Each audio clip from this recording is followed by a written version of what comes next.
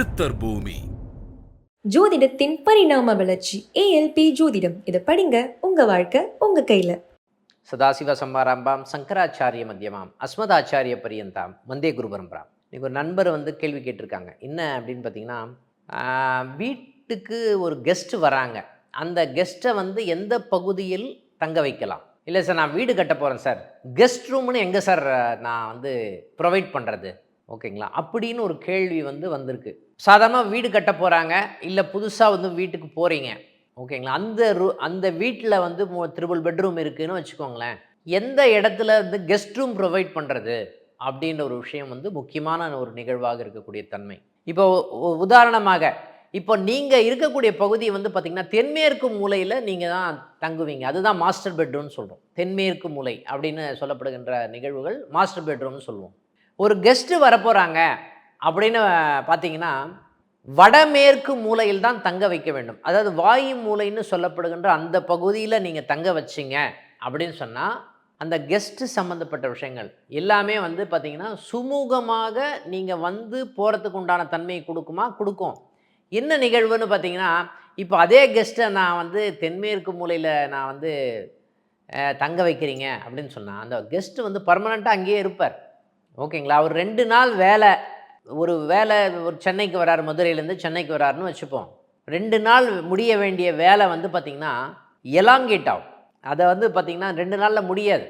அங்கேயே நீண்ட நாட்கள் தங்கக்கூடிய ஒரு தன்மையை கொடுக்குமான்னா கொடுக்கும்னு சொல்லலாம். இதே பார்த்திங்கன்னா நீங்கள் வடமேற்கு மூலைன்னு சொல்லப்படுகின்ற வாயவ்யம்னு சொல்லுவாங்க, வாயு மூலையில் தங்க வச்சிங்க அப்படின்னு சொன்னால் அவர் சீக்கிரமாக அந்த வேலையை முடிச்சுட்டு போகிறதுக்கு உண்டான தன்மை இருக்கும்னு சொல்லலாம். அதே மாதிரி நீங்கள் கெஸ்ட் பெட்ரூம்னு ஒன்று போடுறீங்க அப்படின்னு பார்த்தீங்கன்னா இந்த இடத்துல போடணுங்கன்னா கண்டிப்பாக வடமேற்கு மூலையில் தான் கெஸ்ட் பெட்ரூம் அப்படின்ற ஒரு விஷயமே போடணும் அப்படின்ற ஒரு நிகழ்வு இருக்குது. ஓகேங்களா, அதனால் இந்த விஷயங்கள் நீங்கள் அதே மாதிரி கெஸ்ட்டு வராங்க அப்படின்னு போது இந்த கெஸ்ட்டு எப்படியாப்பட்டவங்கன்னு தெரியாது. நம்ம ஏற்கனவே சொல்லியிருக்கோம், யாராவது வீட்டுக்குள்ளே வராங்க அப்படின்னு சொன்னாவே கிழக்கு பக்கமாக பார்த்து நீங்கள் கண்ணாடி வைங்கன்னு சொல்லியிருக்கோம். ஓகேங்களா, அந்த கண்ணாடி படும்போது பார்த்திங்கன்னா அவங்களுடைய போட்டி பொறாமைகள் சம்பந்தப்பட்ட விஷயங்கள் என்னடா இது இவங்க நல்லா இருக்காங்க அப்படின்னு மனசில் நினச்சா கூட அதனுடைய திருஷ்டி தோஷங்கள் அது சம்மந்தப்பட்ட நிகழ்வுகள் நமக்கு தாக்கத்தை கொடுக்கும். அதனால தான் அந்த கண்ணாடி ரிஃப்ளெக்ட் பண்ணிடும்.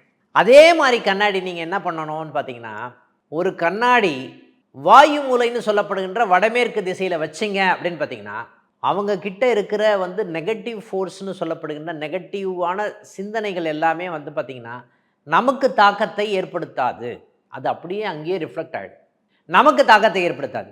அதனால் கண்டிப்பாக வடமேற்கு மூலையில் ஒரு கண்ணாடி ரூமுக்குள்ளே, நான் சொல்கிறது வடமேற்கு மூலையில் ரூமுக்குள்ளே ஒரு கண்ணாடி அப்படின்ற ஒரு விஷயம் வைக்கணும்.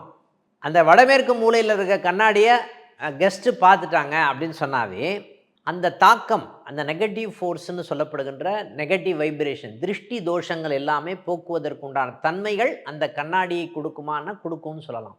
அவங்க என்ன நிலைப்பாடு, இப்போ கண்ணாடின்றது நான் சிரித்தா கண்ணாடி சிரிக்கும், நான் அழுதா கண்ணாடி அழுவும், நான் என்னுடைய உருவத்தை தான் கண்ணாடி ரிஃப்ளெக்ட் பண்ணுது.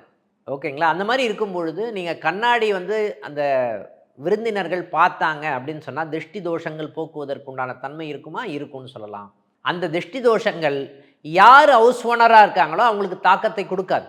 ஓகேங்களா, இதை கவனமாக பார்த்து இதை பண்ணிங்க அப்படின்னு சொன்னாவே கெஸ்ட்டு அறை அப்படின்னு சொல்லப்பட விருந்தினர் அறைன்னா வடமேற்கு திசை அப்படின்னு எடுத்துக்கிட்டு அதை நீங்கள் அமைத்து கொண்டால் உங்களுடைய வாழ்க்கை சிறக்கும் அப்படின்ற விஷயத்தில் நம்ம பதிவு பண்ணுவோம். நன்றி, வணக்கம். ஜோதிடத்தின் பரிணாம வளர்ச்சி ஏஎல்பி ஜோதிடம். இதை படிங்க, உங்க வாழ்க்கை உங்க கையில. சித்தர் பூமி.